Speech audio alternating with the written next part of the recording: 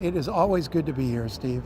This is one of my favorite events of the year, if not my favorite event. I love to be among all this Detroit steel Yeah, no, it's and always shiny very new cool, cars. right? But it's very different this year than it Yeah. has been in years past. There are fewer people here. There are fewer manufacturers here, Yeah. and there's all kinds of weird stuff, I guess, that they filled the space with. Fill the space. Yeah, there's about 25% of the space that has that fill-in feel, where they just had to add stuff to make up for the German manufacturers who aren't here, the luxury car makers who aren't here, and it's a really good, it emphasizes why this show is changing, and why it's moving from January to June. It's not just about the weather. So what do we know about when 18 months from now this sort of re-debuts?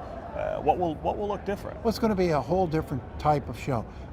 They're going to integrate it into downtown as a whole, take advantage of the June weather, and I think it won't just be here in the halls. The vision is of a automotive festival, sort of a month-long festival that ties into the Grand Prix and the Freedom Festival, make it a real tourist attraction. Because the reality is, this is not how automakers are selling cars any longer. They can reveal their new product online and in other more dramatic events and fashions. They don't need to come to the show to show off what's new and the new product. So this is going to become more of an event, more of a festival, more of a if fun you will, thing, and less about pushing cars, pushing product. Yeah.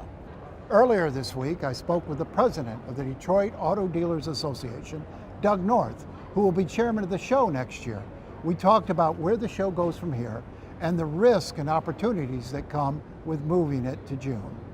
Doug, what can we expect to see in 2020? How will it be different in June than it is in January? Well, aside from the obvious, Nolan, with the weather, which will be a great change, we have 14 acres. It's 19 out there now. It's 19, and average temperature in June is 70, so that'll be a huge change. And we'll have 14 acres right outside of Cobo, right adjacent to Cobo. And what you can expect to see, which will be really different, is moving displays with moving vehicles, both inside Cobo and outside. You'll see more technology displays. The manufacturers and the suppliers want to show off their technology. They want consumers to be able to experience them more. And so a more active kind of integration and dynamic types of displays.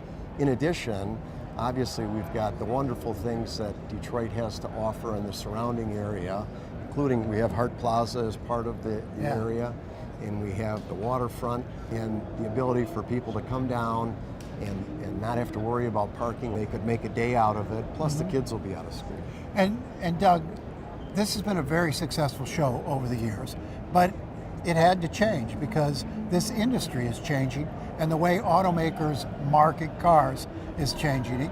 These shows, they used to come out here, all their product on display. They have other options now for getting their product in front of customers. And so you all had to change the way this show is presented.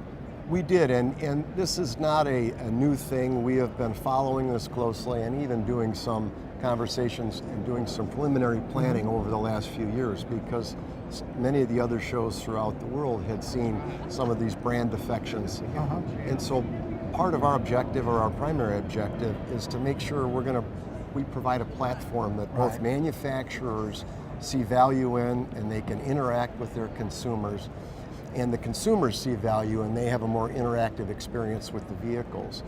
And we're going to provide a better value to the automakers so that they don't look at it as a bad return on their investment.